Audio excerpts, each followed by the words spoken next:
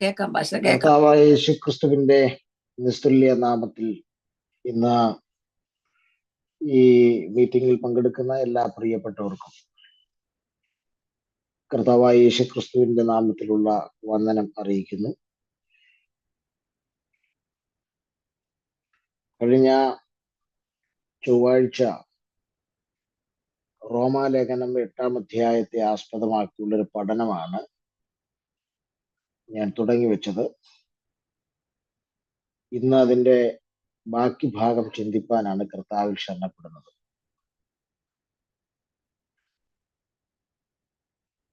കഴിഞ്ഞ ക്ലാസ്സിൽ ഉണ്ടായിരുന്ന ആളുകൾ ഈ ക്ലാസ്സിൽ ഉണ്ടായിരിക്കുന്നു എന്ന് ചിന്തിക്കുന്നു. റോമാലേഖനത്തിന്റെ പഠനമല്ല, റോമാലേഖനം 8-ാം അധ്യായത്തിന്റെ ഒരു പഠനമാണ് കഴിഞ്ഞ ക്ലാസ്സിൽ നമ്മൾ ആരംഭിച്ചത്.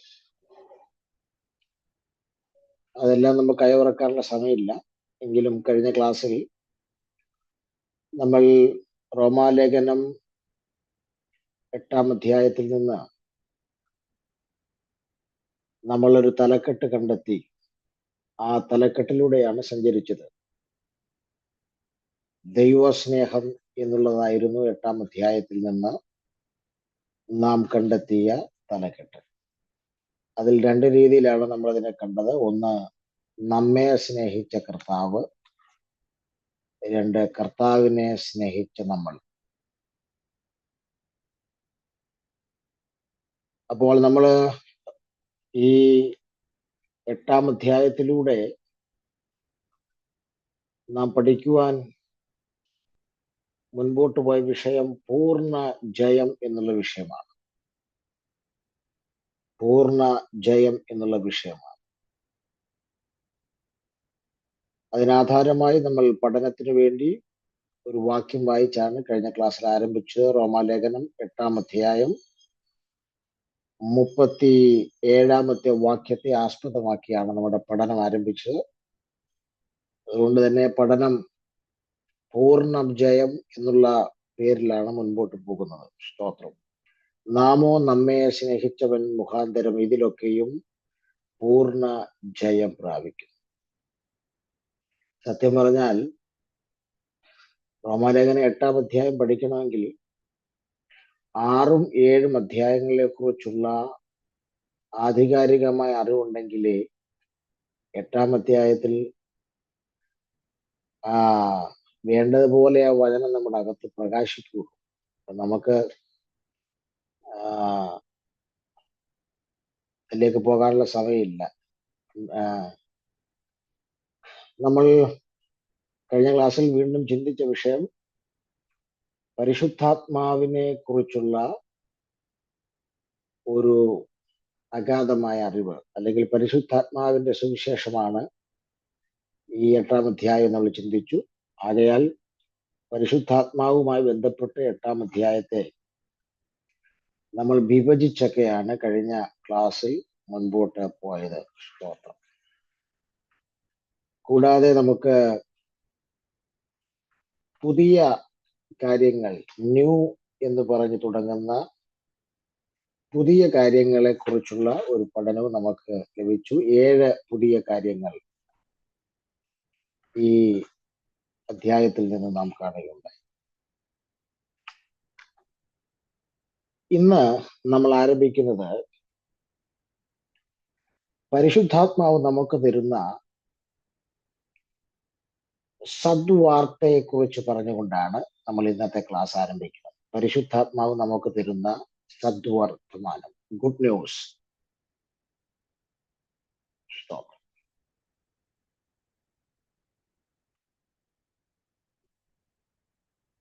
അത് നമുക്ക് കാണാൻ കഴിയുന്നത്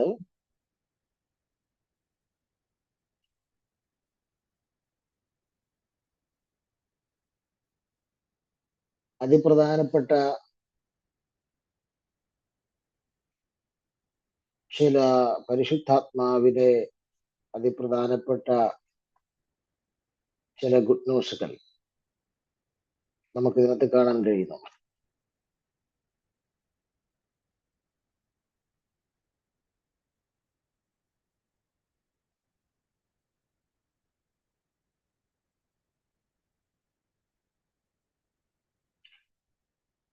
ഞാനത് അങ്ങനെ പറയാൻ കാരണം പരിശുദ്ധാത്മാവിനാൽ നിയന്ത്രിക്കപ്പെടേണ്ട ചില മേഖലകളെ കുറിച്ച് ഇവിടെ രേഖപ്പെടുത്തിയിട്ടുണ്ട്. അത് തന്നെയാണ് പരിശുദ്ധാത്മാവ് നമുക്ക് നൽകുന്ന സദ്വർത്തമാനം. എന്തൊക്കെയാണ് പരിശുദ്ധാത്മാവിനാൽ നിയന്ത്രിക്കപ്പെടേണ്ടത്? 8-ാം അധ്യായത്തിന്റെ 5 മുതൽ 7 വരെയുള്ള വാക്യങ്ങൾ നിങ്ങൾ പരിശോധിച്ചാൽ, 8-ാം അധ്യായത്തിന്റെ 5 മുതൽ 7 വരെയുള്ള വാക്യങ്ങൾ നിങ്ങൾ പരിശോധിച്ചാൽ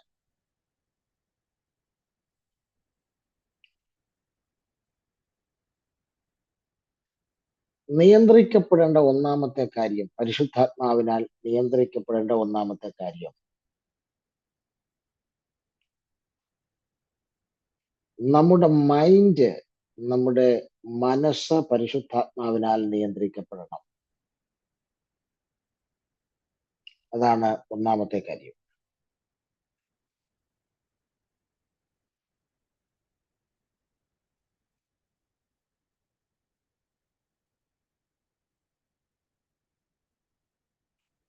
അഞ്ചാം വാക്യത്തിലൊക്കെ നിങ്ങൾക്കത് കാണാൻ കഴിയുന്നുണ്ട്. അഞ്ചാം വാക്യം അവസാനിക്കുമ്പോൾ പറയുന്നത് ചിന്തിക്കുന്നു എന്ന് പറഞ്ഞാണ് അവസാനിക്കുന്നത്. ജഡസ്വഭാവമുള്ളവർ ജഡത്തിനുള്ളതും ആത്മസ്വഭാവമുള്ളവർ ആത്മാവിനുള്ളതും ചിന്തിക്കുന്നു. ജഡത്തിന്റെ ചിന്ത മരണമാണ്, ആത്മാവിന്റെ ചിന്ത ജീവനാണ്. ജഡത്തിന്റെ ചിന്ത ദൈവത്തോടുള്ള ശത്രുത്വമാണ്. അപ്പോൾ ഈ 8-ാം അധ്യായത്തിന്റെ 5 മുതൽ 7 വരെയുള്ള വാക്യങ്ങളിൽ നിന്ന് ഒരു കാര്യം വ്യക്തമാണ്. രക്ഷിക്കപ്പെട്ട സകല വിശ്വാസികളുടെയും മനസ്സ്, മൈൻഡ് പരിശുദ്ധാത്മാവിനാൽ നിയന്ത്രിക്കപ്പെടണം. അങ്ങനെ നിയന്ത്രിക്കപ്പെട്ടാൽ മാത്രമേ വിജയകരമായ പൂർണ്ണ ജയത്തിലെത്തുന്ന ഒരു ക്രിസ്തീയ ജീവിതം നയിപ്പാൻ കഴിയൂ എന്നാണ് പരിശുദ്ധാത്മാവ് ഈ ഭാഗത്തിലൂടെ നമുക്ക് നൽകുന്ന ഒന്നാമത്തെ സദ്വർത്തമാനം.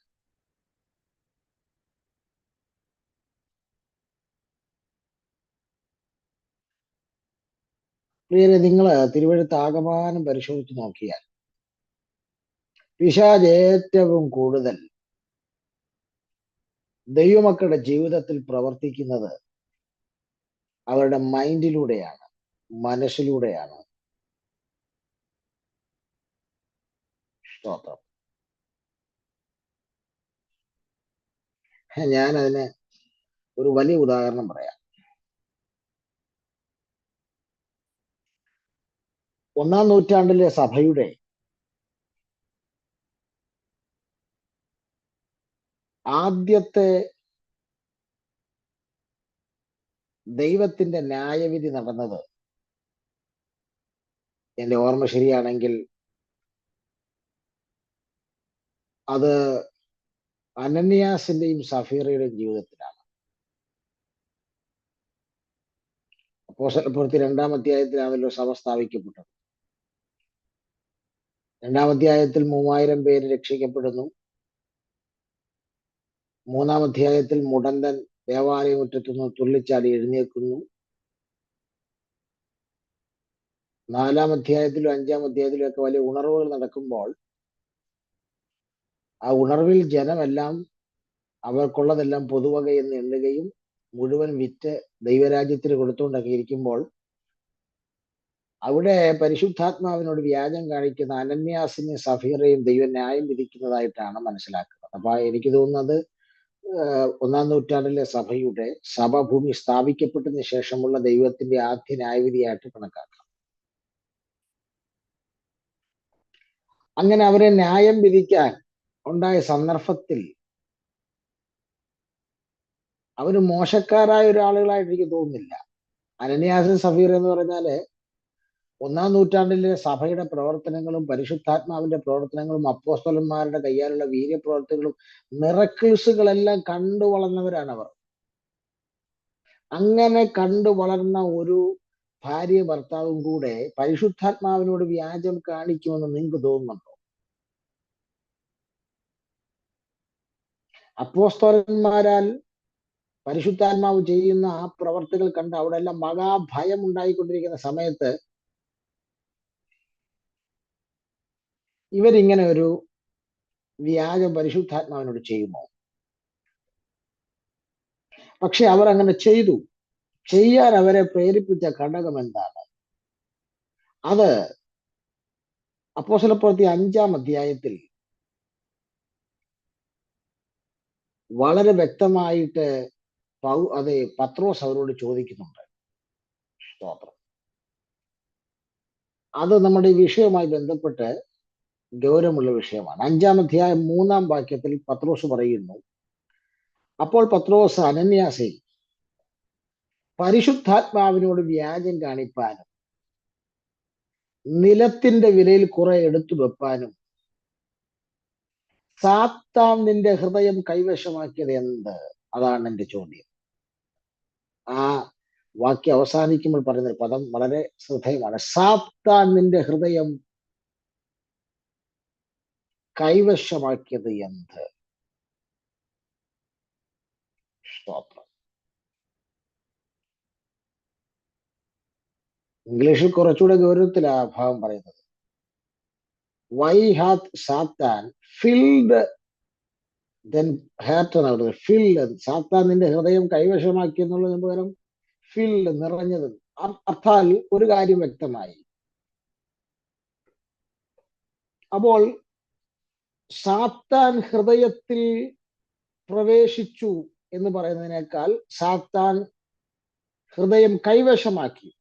ഇത് തന്നെയാണ് ഉൽപ്പത്തി പുസ്തകത്തിൽ ഹവ്വായിലും സംഭവിച്ചത്. ഹവ്വ നിൽക്കുന്നത് തനി തേജസ്സില. ഇത്രയും തേജസ്സിൽ പൊതിയപ്പെട്ടൊരു മനുഷ്യരുണ്ടോ എന്ന് ചോദിച്ചാൽ എനിക്കറിയത്തില്ല. കാര്യം അന്ന് അവരുടെ തേജസ് പോയിട്ടില്ല. തനി തേജസ്സില. അത്രയും തേജസ്സിനാൽ പൊതിയപ്പെട്ട ഹവ്വ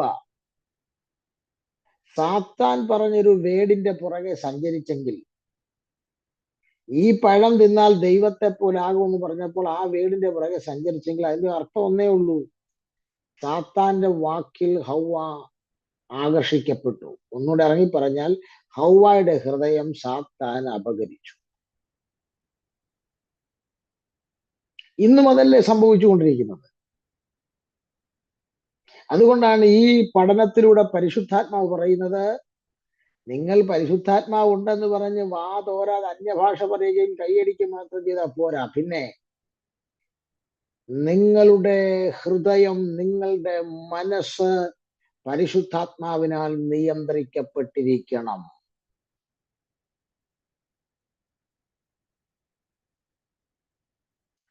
എന്താ ദാവീദിന് പറ്റിയത്? ദാവീദിനെ കുറിച്ച്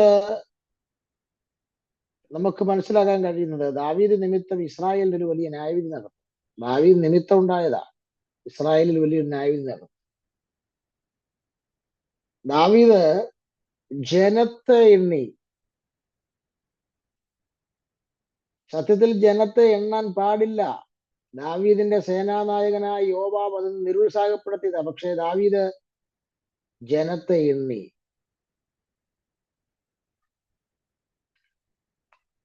അപ്പൊ അതിന്റെ അർത്ഥം എന്താ? ഈ ദാവീദിന്റെ സേനാനായകനായ യോവാബിന് പോലും ഉണ്ടായിരുന്ന വെളിവും വെള്ളിയാഴ്ച ദാവീദിന് ഇല്ലായിരുന്നു എന്നുള്ള ഒരു ചിന്ത നമുക്ക് വരും.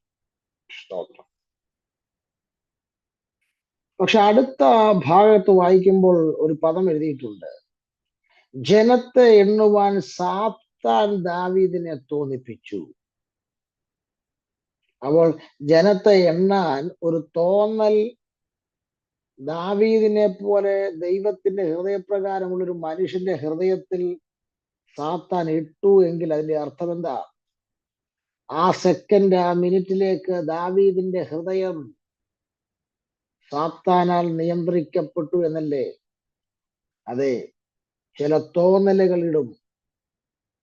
ചില തോന്നലുകളിലാണ് ചില കുടുംബം തകരുന്നത്, ചില സഭ തകരുന്നത്.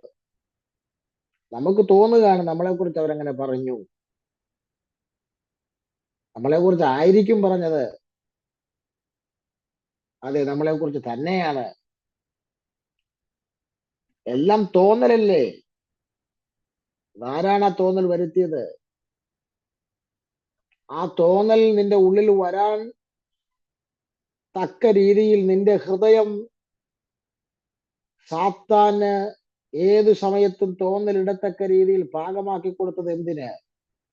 ഇന്ന് രാവിലെ ദൈവാത്മാവ് നിങ്ങളോട് പറയുന്നു, നിങ്ങൾ അമേരിക്കയിൽ ഇരുന്ന് ഇന്നത്തെ ദിവസം ആരംഭിക്കുമ്പോൾ നിങ്ങളുടെ ഹൃദയത്തിന്റെ, നിങ്ങളുടെ മനസ്സിന്റെ നിയന്ത്രണം പരിശുദ്ധാത്മാവിന് കൈമാറാം. സ്തോത്രം. നിങ്ങളുടെ സോൾ പരിശുദ്ധാത്മാവിന് കൺട്രോൾ ചെയ്യാൻ ഒന്ന് സമർപ്പിക്കുക. വാ തുറന്ന് ദൈവമക്കൾ പ്രാർത്ഥിക്കണം. ഇന്ന് രാവിലെ മുതൽ എൻ്റെ സോൾ, എൻ്റെ മനസ്സ്, എൻ്റെ ചിന്തകൾ പരിശുദ്ധാത്മാവെ അങ്ങയുടെ കരങ്ങളിലേക്ക് സമ്പൂർണമായി സമർപ്പിക്കുന്നു. നിയന്ത്രിക്കപ്പെടുവാൻ ഞാൻ എന്നെ സമർപ്പിക്കുന്നു എന്ന് പറഞ്ഞ് പ്രാർത്ഥിക്കാം. കൊരിന്ത്യ ലേഖനത്തിൽ നമ്മൾ വായിക്കുന്നുണ്ടല്ലോ, പിശാച് മനസ്സ് കുരുടാക്കും. അതുകൊണ്ടാണ് പലർക്കും തേജസ്സിന്റെ സുവിശേഷം അവരുടെ ഉള്ളിൽ പ്രകാശിക്കാതിരിക്കുന്നത്. ചില ആളുകളോടൊക്കെ എത്ര പ്രാവശ്യം സുവിശേഷം പറഞ്ഞിട്ടും അവർക്കതങ്ങോട്ട് മനസ്സിലാകുന്നില്ല. കാരണം അവരുടെ ഹൃദയം അടച്ചു വെച്ചിരിക്കുക, കുരുടാക്കിയിരിക്കുക. സ്തോത്രം. എന്നാൽ ഇവിടെ പരിശുദ്ധാത്മാവ് നമുക്ക് നൽകുന്ന ഏറ്റവും വലിയ സദ്വർത്തമാനം നമുക്ക് കാണാൻ കഴിയുന്നുണ്ട്. ഈ 8-ാം അധ്യായത്തിന്റെ 5 മുതൽ 7 വരെയുള്ള വാക്യങ്ങളിൽ നമ്മൾ കാണുന്നു, ആത്മാവിന്റെ ചിന്ത, ജഡത്തിന്റെ ചിന്ത. അപ്പോൾ നമ്മുടെ മനസ്സിനെ ആത്മാവ് കൺട്രോൾ ചെയ്യണം. ആത്മാവിന്റെ ചിന്തകളാൽ കൺട്രോൾ ചെയ്യപ്പെടണം. സ്തോത്രം. അങ്ങനെ നിങ്ങളുടെ മനസ്സ് പരിശുദ്ധാത്മാവിനാൽ നിയന്ത്രിക്കപ്പെടുകയാണെങ്കിൽ നിങ്ങൾക്കൊരു ജയകരമായ ജീവിതം നയിപ്പാൻ കഴിയും. ഇനി രണ്ടാമത്തെ ഇതിലേക്ക് വരാം. എന്താണ് രണ്ടാമത്തെ സദ്വർത്തമാനം? സ്തോത്രം. 8-ാം അധ്യായത്തിന്റെ 8-9 വാക്യങ്ങളിലേക്ക് വരുമ്പോൾ മനസ്സിലാകാൻ കഴിയുന്നത്,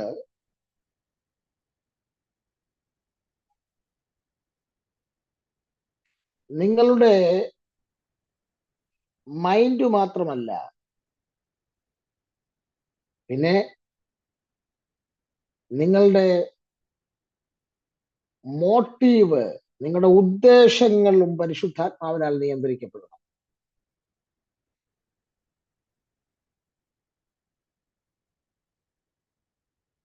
സ്തോത്രം.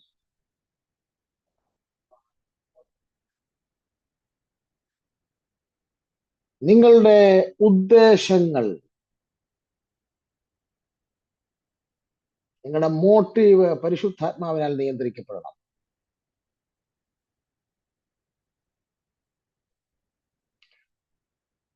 ഇവിടെ പല ആളുകൾക്കും അവർ ചെയ്യുന്ന പല കാര്യത്തിന് പുറകുള്ള ഉദ്ദേശങ്ങൾ നല്ലതല്ല, ഇന്റൻഷനുകൾ നല്ലതല്ല. എന്നാൽ പരിശുദ്ധാത്മാവ് നമ്മെ നിയന്ത്രിക്കാൻ തുടങ്ങിയാൽ നമ്മുടെ എല്ലാ മോട്ടീവുകളും, എല്ലാ ഇന്റൻഷൻസുകളും, ഉദ്ദേശങ്ങളും പരിശുദ്ധാത്മാവിനാൽ നിയന്ത്രിക്കപ്പെടണം.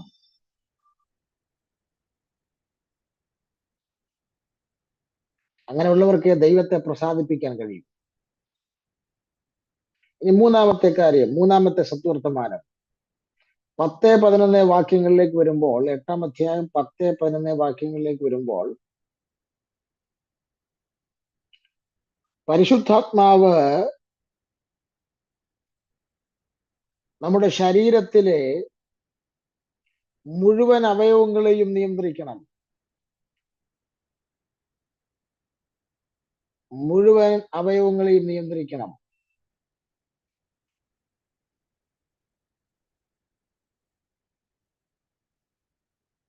അങ്ങനെ പരിശുദ്ധാത്മാവ് നമ്മുടെ മുഴുവൻ അവയവങ്ങളെയും നിയന്ത്രിക്കുന്നില്ലെങ്കിൽ നമ്മിൽ നിന്ന് പുറപ്പെടേണ്ട ദൈവസ്നേഹത്തിന് പകരം നമ്മളിൽ നിന്ന് ജഡമായിരിക്കും വെളിപ്പെടുന്നത്. അപ്പോൾ പല ആളുകളിൽ നിന്നും ദൈവസ്നേഹം പുറപ്പെടാതെ അവരിൽ നിന്ന് ജഡം പുറപ്പെടാനുള്ള കാരണം അവരുടെ ശരീരത്തിലെ മുഴുവൻ അവയവങ്ങളെയും പരിശുദ്ധാത്മാവ് നിയന്ത്രിക്കപ്പെടുന്നില്ല. പരിശുദ്ധാത്മാവിനാൽ നിയന്ത്രിക്കപ്പെടുവാൻ കഴിയുന്നില്ല. സ്തോത്രം. കണ്ടില്ലേ, ജഡത്തിന്റെ വാക്കുകളല്ലേ പലരുടെയും വായിൽ വരുന്നത്. പ്രസംഗം കഴിഞ്ഞങ്ങോട്ട് ഇരുന്നാൽ, ആരാധന കഴിഞ്ഞങ്ങോട്ട് ഇരുന്നാൽ പിന്നെ ജഡത്തിന്റെ വാക്കുകളാണ് പലരുടെയും വായിൽ വരുന്നത്. ജഡത്തിന്റെ പ്രവർത്തികളല്ലേ പലരിൽ നിന്നും വെളിപ്പെട്ടു വരുന്നത്. ഇത് ആരിലൂടെയും വെളിപ്പെടാം. ശരീരത്തിന്റെ അവയവങ്ങളെല്ലാം പരിശുദ്ധാത്മാവിനാൽ നിയന്ത്രിക്കപ്പെടാത്ത ആരിലൂടെയും ഇത് വെളിപ്പെടും.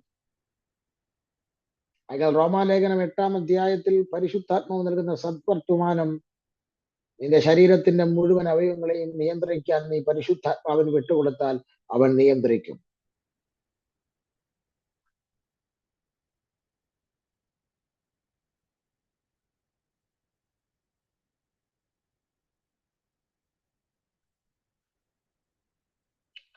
ഈ 8-ാം അധ്യായം തന്നെ നമ്മൾ വീണ്ടും പരിശോധിച്ചാൽ 4-മത് നമുക്ക് കാണാൻ കഴിയുന്നത്,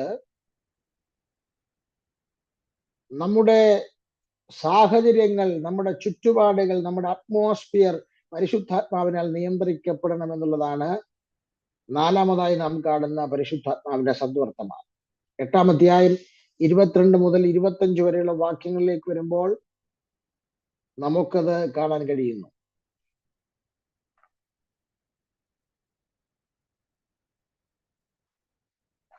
നമ്മൾ ഈ പ്രാർത്ഥിക്കാൻ വേണ്ടി ഇരിക്കുന്ന, പായം കൊണ്ടിട്ടിരിക്കുന്ന ആ സമയത്ത് മാത്രമല്ല, നിങ്ങളുടെ വീട് മുഴുവൻ, നിങ്ങൾ പോകുന്ന ചുറ്റുപാടുകൾ, നിങ്ങൾ ഇടപെടുന്ന അറ്റ്മോസ്ഫിയറുകൾ മുഴുവൻ പരിശുദ്ധാത്മാവിനാൽ നിയന്ത്രിക്കപ്പെടണം.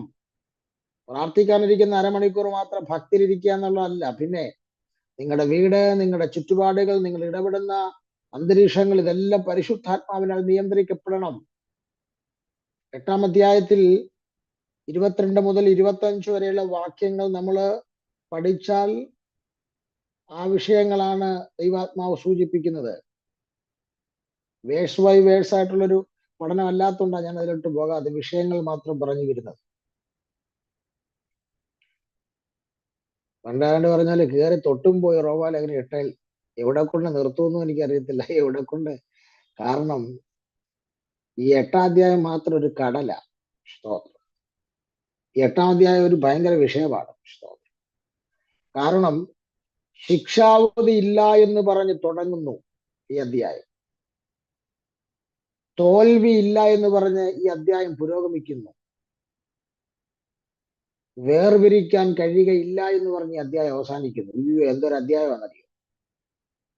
അതുകൊണ്ടാണ് നമ്മുടെ ക്ലാസിന്റെ ആദ്യ ദിവസം പറഞ്ഞില്ലേ, റോമാലേഖനം ഒരു വജ്രമോതിരമാണെങ്കിൽ അതിലെ വജ്ര കല്ലാണ് ചാപ്റ്റർ 8. ഞാൻ നിങ്ങൾക്കൊരു സാമ്പിളേ തരുന്നുള്ളൂ. നിങ്ങൾ സെൽഫ് സ്റ്റഡി ചെയ്യുന്നാൽ നിങ്ങൾക്ക് കുറച്ചുകൂടെ മനോഹരമായിട്ടുള്ള കാര്യങ്ങൾ ലഭിക്കും. 5-മതായി നമ്മൾ മനസ്സിലാക്കുന്നത്, പരിശുദ്ധാത്മാവ് നമുക്ക് നൽകുന്ന 5-മത്തെ സദ്വർത്തമാനം, നമ്മുടെ പ്രാർത്ഥനാ ജീവിതം പരിശുദ്ധാത്മാവിനാൽ നിയന്ത്രിക്കപ്പെടണം. 8-ാം അധ്യായം 26-27 വാക്യങ്ങൾ. അതുകൊണ്ടും തന്നെ ആത്മാവ് നമ്മുടെ ബലഹീനതയ്ക്ക് തുണ നിൽക്കുന്നു. വേണ്ടും പോലെ പ്രാർത്ഥിക്കേണ്ടത് എന്തെന്ന് നാം അറിയുന്നില്ലല്ലോ. ആത്മാവ് തന്നെ ഉച്ചരിച്ചുകൂടാത്ത ഞരക്കങ്ങളാൽ നമുക്ക് വേണ്ടി പക്ഷവാദം ചെയ്യുന്നു. 26-27 പഠിച്ചാൽ നമ്മുടെ പ്രാർത്ഥന പരിശുദ്ധാത്മാവിനാൽ നിയന്ത്രിക്കപ്പെടണം.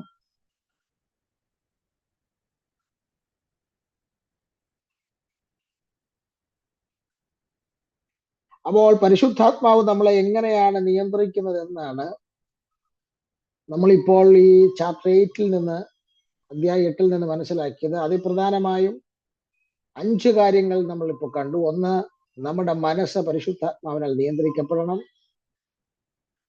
2, നമ്മുടെ മോട്ടീവ്, നമ്മുടെ ഇന്റൻഷൻ, ഉദ്ദേശങ്ങൾ പരിശുദ്ധാത്മാവിനാൽ നിയന്ത്രിക്കപ്പെടണം. 3, നമ്മുടെ ശരീരത്തിലെ അവയവങ്ങൾ മുഴുവൻ ആത്മാവിനാൽ നിയന്ത്രിക്കപ്പെടണം. 4, നമ്മുടെ സാഹചര്യങ്ങൾ, നമ്മുടെ അറ്റ്മോസ്ഫിയറുകൾ പരിശുദ്ധാത്മാവിനാൽ നിയന്ത്രിക്കപ്പെടണം. 5, നമ്മുടെ പ്രാർത്ഥനാ ജീവിതം പരിശുദ്ധാത്മാവിനാൽ നിയന്ത്രിക്കപ്പെടണം. സ്തോത്രം. കൂടാതെ ഇവിടെ നമുക്ക് 3 പ്രധാനപ്പെട്ട കാര്യങ്ങൾ മനസ്സിലാക്കാൻ കഴിയുന്നുണ്ട്. സ്തോത്രം. 3 പ്രധാനപ്പെട്ട കാര്യങ്ങൾ എന്ന് പറയുന്നത്, ഒരു വ്യക്തിയുടെ ജീവിതത്തിൽ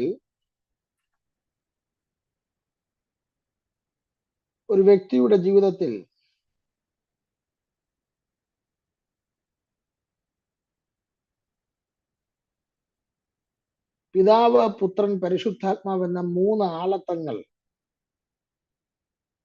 എങ്ങനെയാണ് പരിവർത്തിക്കുന്നത് എന്ന് ഈ റോമർ 8 വ്യക്തമാക്കുന്നു.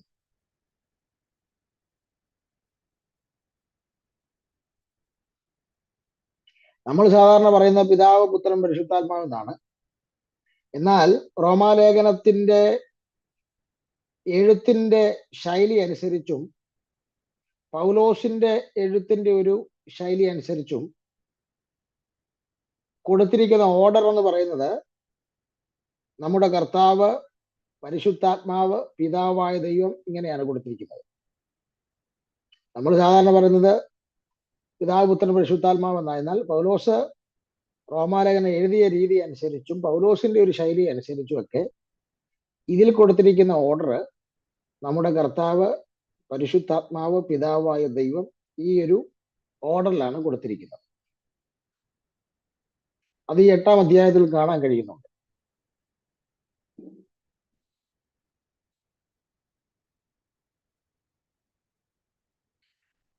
എട്ടാം അധ്യായത്തിന്റെ ആദ്യത്തെ 4 വാക്യങ്ങളിൽ നാം യേശുക്രിസ്തു എന്ന ആളത്വത്തെയാണ് കാണുന്നത്.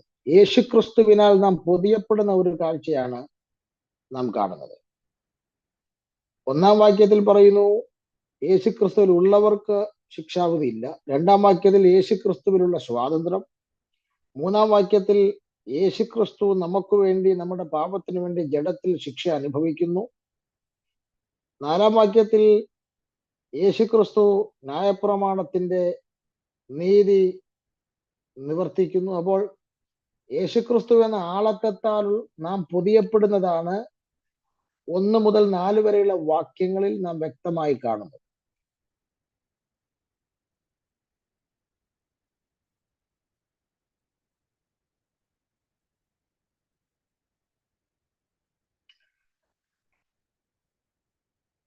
നമ്മൾ രക്ഷിക്കപ്പെടുന്ന സമയത്ത് യേശുക്രിസ്തു കർത്താവ് നമ്മുടെ ഉള്ളിലേക്ക് വന്നു. പക്ഷെ കൊരിന്ത്യ ലേഖനത്തിൽ പൗലോസ് പറയുന്നത്, ഒരുത്തവൻ ക്രിസ്തുവിലായാൽ പുതിയ സൃഷ്ടിയാകുന്നു എന്നാണ്. കർത്താവ് നമ്മളിലായി എന്നാണ് അവിടെ പൗലോസ് പറയുന്നത്.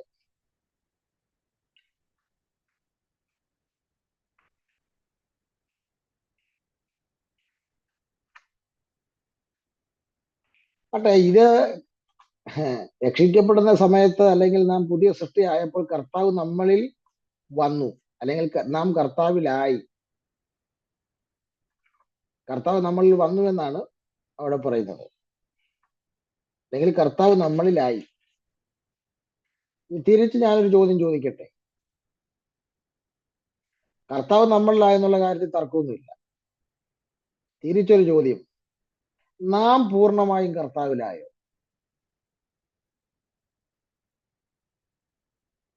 കർത്താവ് നമ്മളിലായി, നാം പൂർണ്ണമായും കർത്താവിലായോ? അതാണ് ചോദ്യം.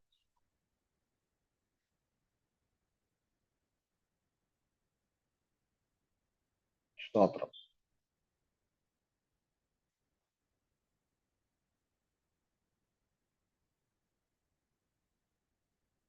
ഒരു കാര്യം വളരെ വ്യക്തമാണ്, ഇതുപോലെ തന്നെയാണ് പരിശുദ്ധാത്മാവിന്റെ കാര്യവും. നമ്മൾ പൂർണ്ണമായും പരിശുദ്ധാത്മാവിലായോ? പരിശുദ്ധാത്മാവ് നമ്മളിൽ വന്നു, അതുകൊണ്ടാണല്ലോ യേശുവിനെ രക്ഷകനായി നമ്മൾ സ്വീകരിച്ചത്. കൊരിന്ത്യ ലേഖനം വ്യക്തമായി പറയുന്നുണ്ട്, യേശുവിനെ ഒരാൾക്ക് കർത്താവെന്ന് വാഗൊണ്ട് പറയണമെങ്കിൽ പരിശുദ്ധാത്മാവിലല്ലാതെ കഴിയുകയില്ല എന്നാണ് കൊരിന്ത്യ ലേഖനത്തിൽ വളരെ വ്യക്തമായി പൗലോസ് പറയുന്നത്. 1 കൊരിന്ത്യർ 12:3 പറയുന്നത്. അങ്ങനെയാണെങ്കിൽ ചോദ്യം, നാം പൂർണ്ണമായി കർത്താവിലായോ എന്നതുപോലെ തന്നെയാണ് നാം പൂർണ്ണമായി പരിശുദ്ധാത്മാവിലായോ എന്നുള്ളത്. ഞാൻ ഇത് രണ്ടും കൂടെ ചേർത്ത് പറയാൻ കാര്യം എന്നറിയാമോ? നാം പൂർണ്ണമായി കർത്താവിലായോ, നാം പൂർണ്ണമായി പരിശുദ്ധാത്മാവിലായോ എന്ന് ഞാൻ രണ്ടും കൂടെ ചേർത്ത് പറയാൻ കാരണം, കർത്താവിനെ കാണേണ്ടതുപോലെ കാണാൻ കഴിയണമെങ്കിൽ നാം ആകേണ്ടതുപോലെ പരിശുദ്ധാത്മാവിൽ ആകപ്പെടണം. പരിശുദ്ധാത്മാവിൽ പൂർണ്ണമായി ആകേണ്ടതുപോലെ ആയാൽ മാത്രമേ ഒരാൾക്ക് കർത്താവിനെ കാണേണ്ടതുപോലെ കാണാൻ കഴിയൂ. ഇത് തമ്മിലുള്ള ആ ലിങ്ക് ഭയങ്കര സ്ട്രോങ് ആണ്. ഞാൻ നിങ്ങൾക്കൊരു ഉദാഹരണം പറയാം. ഉദാഹരണം മറ്റൊന്നുമല്ല, വെളിപ്പാട് പുസ്തകം 1-ാം അധ്യായത്തിലേക്ക് വരുമ്പോൾ 10-ാം വാക്യത്തിൽ കർത്തൃദിവസത്തിൽ ഞാൻ ആത്മവിവശനായി, ആത്മവിവശത. പക്ഷെ നിങ്ങൾ അതിന് ഇംഗ്ലീഷ് ഒന്ന് വായിച്ചേ. I was in the spirit. I was in the spirit എന്നാണ് കൊടുത്തിരിക്കുന്നത്. എന്താ അതിന്റെ അർത്ഥം? I was in the spirit എന്ന് പറഞ്ഞാൽ ഞാൻ എന്തിലായി എന്നാണ് എഴുതിയിരിക്കുന്നത്? ആത്മാവിൽ ആയി. മലയാളത്തിൽ ആത്മവിവശതയിലായി എന്നാണ് കൊടുത്തിരിക്കുന്നത്. ഇംഗ്ലീഷിൽ പറയുമ്പോൾ I was in the spirit, ഞാൻ ആത്മാവിലായി. കണ്ടോ? ഇനി 10-ാം വാക്യത്തിൽ ആകേണ്ടതുപോലെ ആത്മാവിലായി കഴിഞ്ഞപ്പോഴാണ്, നിങ്ങൾ നോക്കിയേ, 13-ാം വാക്യം മുതൽ കാണേണ്ടതുപോലെ കർത്താവിനെ കണ്ടു. എങ്ങനാ? മാറത്ത് പൊൻകച്ച കെട്ടി വെള്ളോടിന് സദൃശമായ കാലുകളോടുകൂടെ അഗ്നിജ്വാലയ്ക്കൊത്ത കണ്ണുള്ളവനായ പെരുവെള്ളത്തിന്റെ ശബ്ദം പോലെയുള്ള തലമുടിയും തലയും വെളുത്ത പഞ്ഞ പോലെയുള്ള ആ കർത്താവിനെ യോഹന്നാൻ കണ്ടത് എപ്പോഴാണെന്നറിയാമോ? ആത്മാവിലായി കഴിഞ്ഞപ്പോഴാണ്. അപ്പൊ ഞാൻ നിങ്ങളോട് പറയുന്നു, ആകേണ്ടതുപോലെ ആത്മാവിലായാലേ കാണേണ്ടതുപോലെ കർത്താവിനെ കാണാൻ കഴിയും. അതുകൊണ്ട് ഇന്ന് പകലിൽ നീ കർത്താവിൽ ആകേണ്ടതുപോലെ ആയോ? പരിശുദ്ധാത്മാവിൽ ആകേണ്ടതുപോലെ ആയോ എന്ന് ഒന്ന് പുനഃപരിശോധനയ്ക്ക് ഈ പഠനം ഒരു മുഖാന്തരമാകട്ടെ. സ്തോത്രം. അപ്പം ഇവിടെ യേശുവിന്റെ ആളത്തെ കുറിച്ചാണ് നമ്മൾ പറഞ്ഞത്, ആദ്യത്തെ 4 വാക്യങ്ങൾ. ഇനി 5-ാം വാക്യം മുതൽ 27-ാം വാക്യം വരെ വരുമ്പോൾ, റോമർ 8-ന്റെ 5 മുതൽ 27 വരെ വരുമ്പോൾ,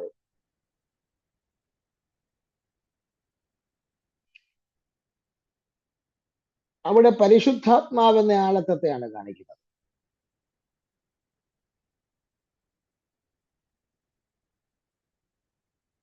ഒന്നുകൂടെ ഇറങ്ങി പറഞ്ഞാൽ പരിശുദ്ധാത്മാവ് നമ്മുടെ ഉള്ളിൽ ഉണ്ട് എന്നുള്ളതാണ് അവിടുത്തെ വിഷയം.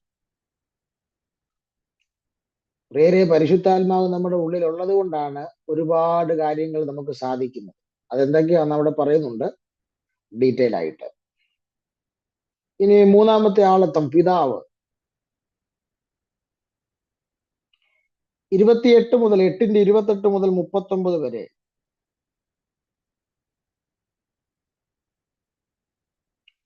അവിടെയാണ് പിതാവ് നമുക്ക് വേണ്ടി ഉണ്ട് എന്നുള്ള കാര്യം വ്യക്തമാക്കുന്നത്. 8-ാം അധ്യായത്തിന്റെ 28 മുതൽ 39 വരെ.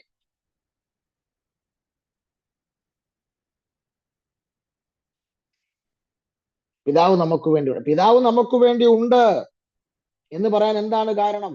പിതാവ് നമുക്ക് വേണ്ടി ഉണ്ടെന്ന് പറയാൻ എന്താണ് കാരണം? അവിടെ എഴുതിയിട്ടുണ്ട്. സ്തോത്രം. പിതാവ് നമുക്ക് വേണ്ടി ഉണ്ടെന്ന് പറയാനുള്ള കാരണം, ദൈവം നമുക്ക് അനുകൂലമെങ്കിൽ പ്രതികൂലമാർ. 31 വാക്യം.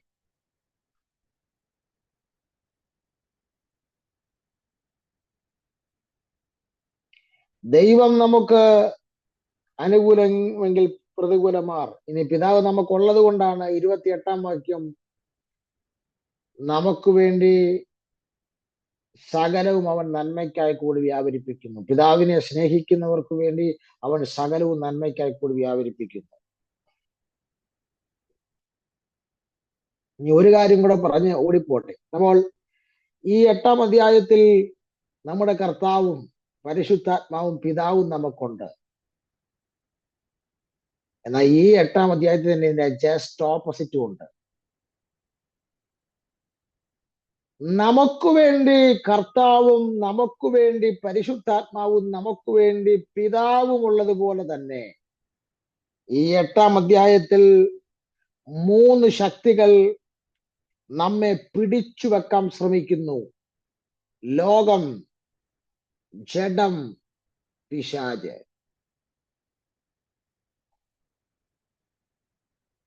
അതും ഈ 8-ാം അധ്യായത്തിലുണ്ട്.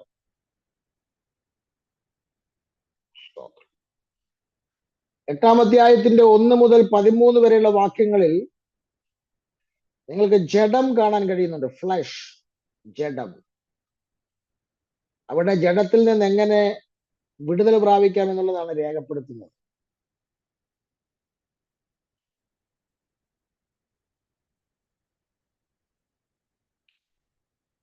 എട്ടാം അധ്യായത്തിന്റെ 14 മുതൽ 30 വരെയുള്ള വാക്യങ്ങളിൽ ലോകത്തെയാണ് കാണുന്നത്. ലോകത്തെയാണ് അവിടെ കാണുന്നത്.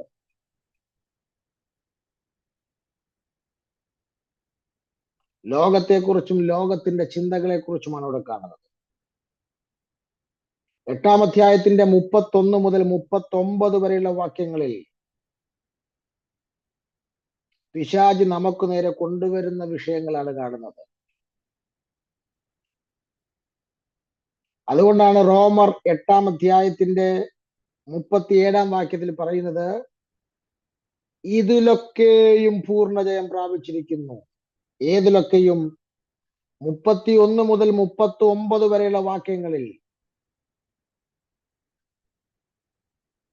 പിശാച് നമുക്ക് നേരെ കൊണ്ടുവരുന്ന വിഷയങ്ങളിലൊക്കെയും നമ്മെ സ്നേഹിച്ചവൻ മുഖാന്തരം നാം പൂർണ്ണ ജയം പ്രാപിച്ചിരിക്കുന്നു. അപ്പോൾ പിതാവായ ദൈവവും പുത്രനായ യേശുക്രിസ്തുവും പരിശുദ്ധാത്മാവും ആയി ഒരഭേദ്യമായ ബന്ധത്തിലാണ് നീ നിൽക്കുന്നതെങ്കിൽ നിന്നെ പിടിച്ചൊതുക്കാൻ വരുന്ന ലോകവും അത് ജഡവും പിശാചും കൊണ്ടുവരുന്ന, ലോകം, ജഡം, പിശാചി, ത്രിമൂർത്തി ശക്തികൾ കൊണ്ടുവരുന്ന സകല വിഷയത്തിനകത്തു നിന്നും യേശു ക്രിസ്തു മുഖാന്തരം നിനക്ക് പൂർണ്ണ ജയം ലഭിച്ചിരിക്കുകയാണ്. സ്തോത്രം.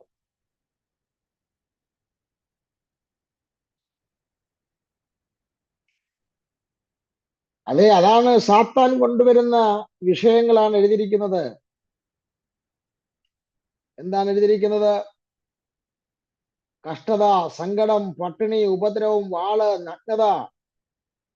ഇനി ഉയരത്തിനാകട്ടെ, ആഴത്തിനാകട്ടെ, മരണത്തിനാകട്ടെ, ജീവനാകട്ടെ, ദൂതന്മാരാകട്ടെ, വാഴ്ചകൾക്കാകട്ടെ എന്നൊക്കെ പൗലോസ് പറയാൻ കാരണം അത് നഗ്നതയും പട്ടിണിയും വാളും ഒക്കെ ഉപദ്രവവും ഒക്കെയായി പിശാച് വരും. പക്ഷെ ഇതിനകത്തൊക്കെയും പൂർണ്ണ ജയം നിനക്ക് തരാൻ നിന്റെ കൂടെ തൃത്വം ഒരുമിച്ച് നിൽക്കുകയാണ്.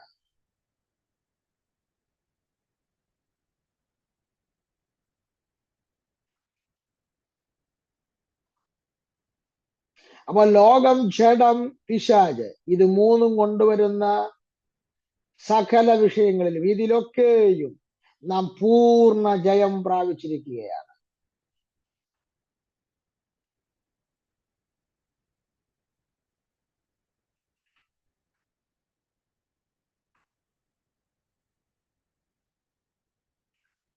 ഞാന് ഇവിടെ അവസാനിപ്പിക്കാന്ന് വിചാരിക്കുന്നു. കാരണം അടുത്ത ചൊവ്വാഴ്ച കൂടെ നമുക്ക് ഈ ക്ലാസ് കണ്ടിന്യൂ ചെയ്യേണ്ടി വരും. കാരണം വിലപ്പെട്ട കുറച്ച് കാര്യങ്ങൾ കൂടെ പറയാനുണ്ട്. സ്തോത്രം.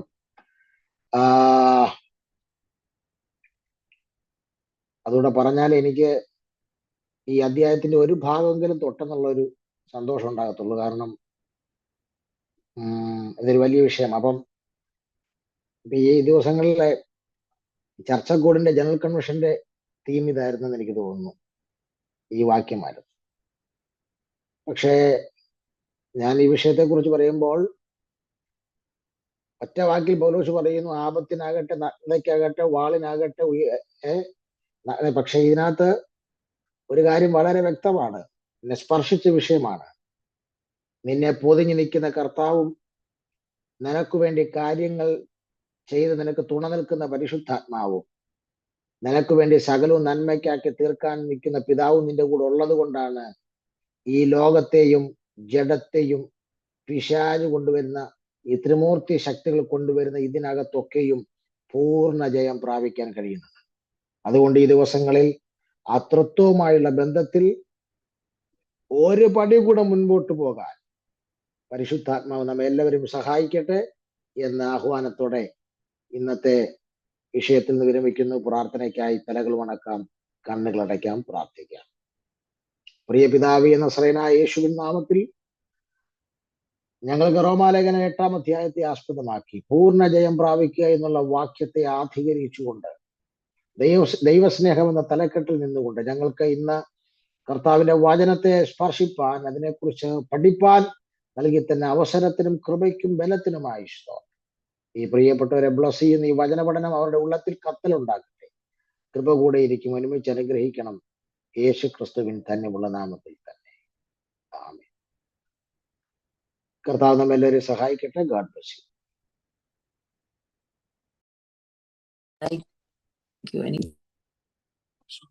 Thank you. അനുഗ്രഹമായിരുന്നു വചനം. സ്തോത്രം.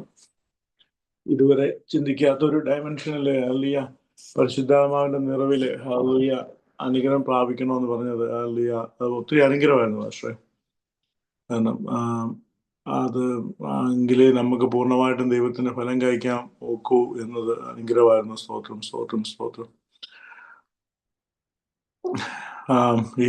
ഈ ക്ലാസ് ഉടനെയെങ്കിലും തീരരുതെന്നാണ് ഞങ്ങളുടെ പ്രാർത്ഥന. കുറച്ചുകൂടെ പഠിക്കണം, കുറച്ചുകൂടെ അറിയണമെന്നുണ്ട്. ഭാഷ തിരക്കാമെന്നറിയാം. എങ്കിൽ ഈ തിരക്കിനിടയിലും ഞങ്ങൾക്ക് വചനം പറഞ്ഞു ഞാൻ കടന്നു വന്നതിന് നന്ദി പറയുന്നു. അതുപോലെ തന്നെ കടന്നു വന്ന ഓരോരുത്തരോടും നന്ദി പറയുന്നു. സ്തോത്രം. നമുക്ക് പ്രാർത്ഥനയിൽ പരസ്പരം ഓർക്കാം. ദൈവം കടന്നു വരാൻ താമസിക്കുന്ന പക്ഷം നമുക്ക് എല്ലാവർക്കും നാളെ പ്രഭാതത്തിൽ കടന്നു വരാം. വീണ്ടും പ്രാർത്ഥനയിൽ ദേശത്തിന് ഒഴിവിൽ നിന്ന് പോരാടാം. സ്തോത്രം. ഹല്ലേലൂയ. സ്തോത്രം. എല്ലാവരും ദൈവം ധാരാളമായിട്ട് അനുഗ്രഹിക്കട്ടെ. ആമേൻ. സ്തോത്രം.